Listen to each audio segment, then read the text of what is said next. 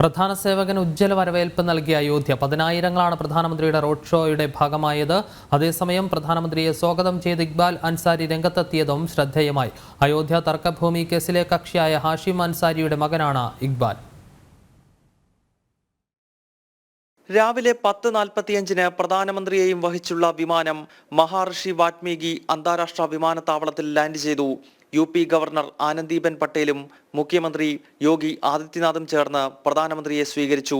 വിമാനത്താവളം മുതൽ railway station വരെയുള്ള 15 കിലോമീറ്ററായിരുന്നു പ്രധാനമന്ത്രിയുടെ റോഡ് ഷോ.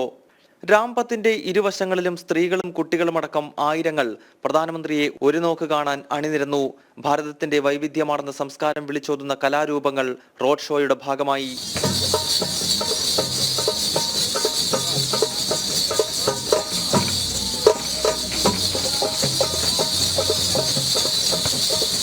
कितना आनंद लग रहा है, कितना अच्छा है, बहुत सुंदर अयोध्या है। जैसे कहा था वैसे अयोध्या हो गया है।